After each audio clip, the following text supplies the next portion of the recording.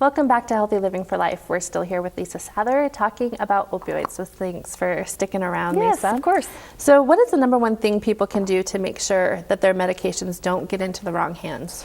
Yes, that's a great topic I like to talk about. So it's really important to make sure that your medications are locked up. And by that I mean, if you have we're not talking about that for an antibiotic or something like this. We're talking about something that's a controlled substance, a narcotic that's used for pain, those kinds of things.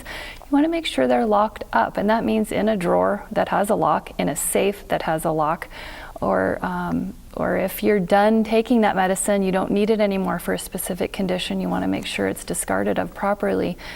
An important statistic I like to let people know about is that 70% of people get their medication from either a family member or a friend, and it's usually for free. If we think about Michael's story from earlier too. Mm-hmm. So that's a good example of that. So keep them locked up appropriately. So if somebody doesn't have something to lock them up in, hide them? Can we just tuck them away somewhere and so they won't be found? Nope, still not a great idea, Beth. Okay.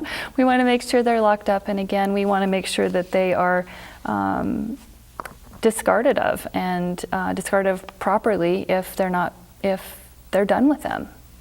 What if a person doesn't have children or teenagers, like in Michael's case, around?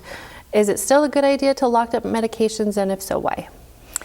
It is. Here's a great example. I want to give you a personal story because this, I am obviously a pharmacist, so I should know better, and I had an injury and had some hydrocodone medication for that particular injury and hadn't yet discarded of it. And I was selling my house at the time and had my medications just in a drawer in the bathroom, and someone came through that open house I had on a certain day and helped themselves to going through a drawer when I wasn't in that room. And this is important because it really does happen in true life. I didn't think that was something that would happen to me. I should have properly disposed of those pills. I wasn't using those. Even if somebody has somebody doing work on their house, things like that. So it does happen, and we don't want those kinds of medications getting into the wrong hands for sure. So you mentioned proper disposal a couple times down. Let's dive into that a Yes. little bit. If somebody has leftover medications or they've expired or whatever, what is the proper way to dispose of those? Sure. So a couple of different things. We're lucky here now. We have a lot of drug take-back locations in our states that are, since we've had such a huge problem with opioid overdose. So there are those locations listed. You can Google those and find out where those are at.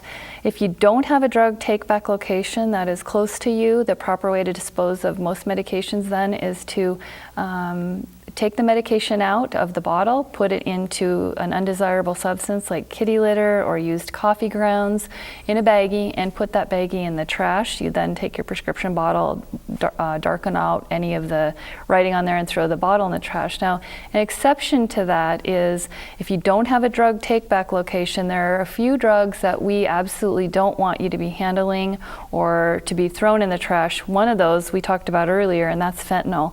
Fentanyl patches that are prescribed can be dangerous, and so those are a product that has to be actually flushed down the toilet, but that's just a specific example. There are other medications that, again, if you don't have a drug take-back location, need to be disposed of in the toilet, and your pharmacist can let you know that when you pick up prescriptions to make sure that we don't get those in the wrong hands, because a very small dose can be lethal to a small child. Okay.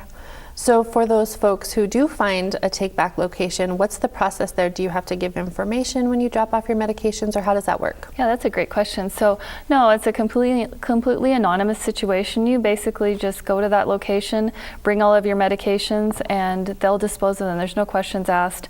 It's just a great service. There's just been literally tons of medications returned via drug take-back days since that's been instituted. And I know Montana just hosted one here on April 27th. So that's a good deal. So you mentioned fentanyl being flushed down the toilet. It's okay to flush some medications down the toilet? That's a great question. So I think In the past, there may have been, kind of some misconceptions potentially that those kind of medications would end up in our drinking water. And while it's true that if we were doing that routinely with a lot of medications, that could potentially happen, the FDA has really determined that there are certain medications that the risk benefit is definitely thought of in advance, and the risk to not flushing something like fentanyl down the toilet is much greater than if we did that, because the the amount that actually would show up in a water system or whatnot is very minimal. Again, the majority of medications can be disposed of safely just in the trash, like I mentioned earlier, but for that specific list, definitely has to be done that way. Okay. And so would you recommend somebody take an inventory of their medications every now and then, or when do you look for those medications that you should be getting rid of? Yeah, that's a great question. I absolutely think that's a great idea. For one thing, to inventory your meds, go through your medicine cabinet, make sure that if you have something that's a controlled substance that you've been prescribed for pain, typically that you either dispose of it or have it locked up. Also, a good thing you can do if you do have a controlled substance is you can have a prescription log that you keep track of, kind of a decreasing number of medication, number of units that are in that every time you use it. So you know how many are in there, so you can keep track of it. But again, if it's locked up, you should be good to go there. If you're not using it, make sure you dispose of it. Okay, perfect. Lisa, thanks so much. Great information Absolutely. And good advice.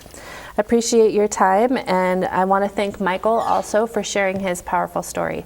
And thank you for tuning in this week. We hope you'll come back next week. In the meantime, stay fit, stay well, and stay healthy for life with Healthy Living for Life. Have a great week.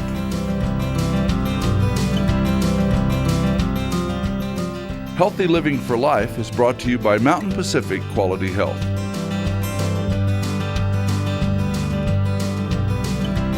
We'd love to hear from you. If you have suggestions for future programs, visit our website at mpqhf.org or call us at 406-443-4020. You can also catch us on YouTube by visiting our website and clicking on the YouTube icon. Special thanks to Fire Tower Coffee House and Roasters. Production facilities provided by Video Express Productions.